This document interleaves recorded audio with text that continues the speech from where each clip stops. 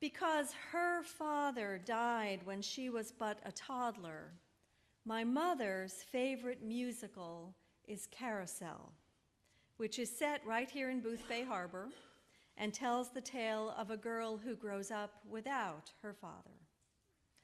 Carousel is the story of a poor young couple, Billy and Julie Bigelow, who lose their jobs. When Julie tells Billy she is pregnant, he becomes all wrapped up in imagining what his child will be like. Proud as a peacock, Billy sings. I'm not going to sing it, I'm just going to say the words.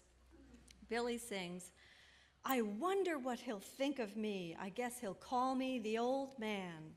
I guess he'll think I can lick every feller's father. Yes, I can. I'll bet he'll turn out to be the spittin' image of his dad, but he'll have more common sense than his puddin'-headin' father ever had.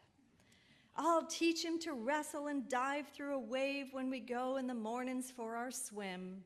His mother can teach him the way to behave, but she won't make a sissy out of him, not my boy, not Bill.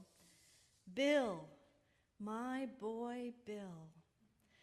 I will see that he's named after me, I will. My boy Bill, he'll be tall and tough as a tree, will Bill. Like a tree he'll grow with his head held high and his feet planted firmly on the ground. And you won't see nobody dare to try to boss or toss him around."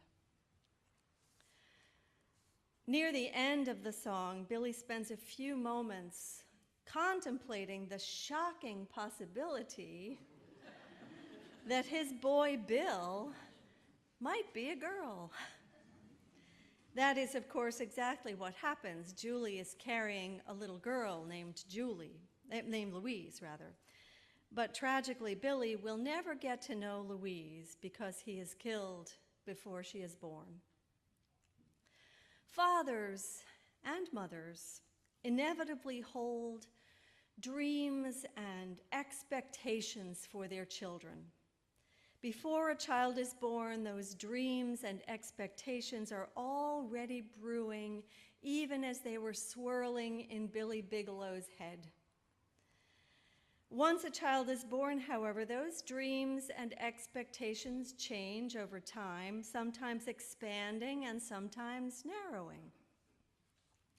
My own father did not hold especially high expectations for me or for my sister, simply because we were girls. I cannot blame him for that. He was in a time when that was very common attitude. On the other hand, my father did hold quite high expectations for my brother, perhaps impossibly high. Well, I think we all surprised him. In fact, I know we all surprised him. We were not what he was expecting, not a one of us. For instance, my father was not a big fan of higher education. He was a self-educated, hard-working man. He thought college was a waste of time and money. I know he was both surprised and, in the end, pleased that all three of us finished college. All three of us went on to get master's degrees, and all three of us became doctors in our respective fields. Jeb Bush said, "Our children can achieve great things when we set high expectations for them," but the opposite may be true as well. Our children can achieve great things when we set small expectations for them, because ultimately, the greatest expectations for our lives are divinely established. Jesse, the famous biblical father, is a good example. Jesse, who lived thousands of years ago, was a successful farmer and sheep herder in Bethlehem. He had 2 daughters, Zeruiah and Abigail, and he had 8 sons, 7 of whom we know by name. From the eldest to the youngest, they were Eliab, Abinadab, Shemaiah, Nathanael, Radai, Ozem, and the caboose baby, David. So if you remember Samuel from a couple of weeks ago, you know that he's a prophet and he's been very involved in the leadership of Israel. Well, God let Samuel know that the next king of Israel would be one of Jesse's sons. Samuel went therefore to Bethlehem to locate the one anointed by God to be king among the many sons of Jesse. When he met Jesse's firstborn son, Eliab, Samuel thought, this one's got to be the guy. Look at him. He's tall. He's strong. Why, he looks like a king. But God whispered a surprising rejoinder in Samuel's ear, saying, don't focus on appearances. Don't focus on stature. This is not the one. I do not look the way human beings do. Humans see only what is visible to the eye, but God sees right into the heart. When we're busy dreaming dreams and establishing expectations for our children or for ourselves or for others, we need to bear this in mind. Appearances tell us only so much. All of the gifts that are held, as Brian was saying to the kids earlier, all of those those gifts that are held inside us, those intangible qualities in our hearts and souls that cannot be seen, these are the things that drive God's dreams and expectations. And these are the things that form the best and the highest of human expectations. So Samuel checks out all the sons of Jesse one at a time, but according to God, not one of these tall, handsome young men is fit to be king. Samuel wonders what is going on. He asks the question, are there any more? Jesse, do you have any more sons?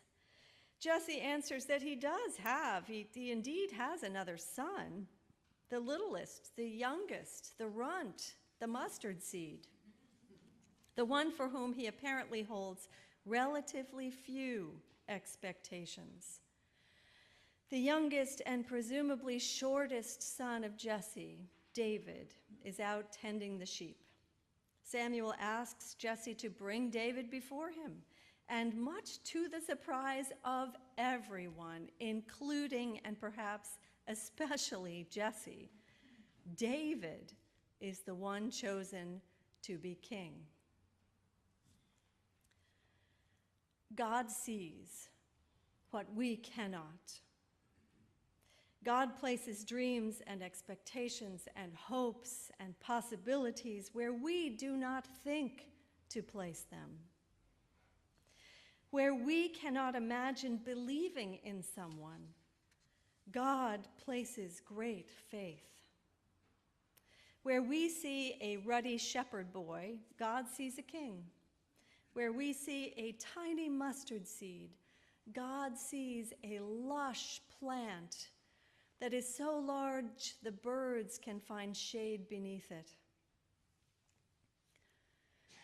The great basketball coach and player as well, and broadcaster Jim Valvano, spoke of his own dad saying, "My father gave me the greatest gift anyone could give another person.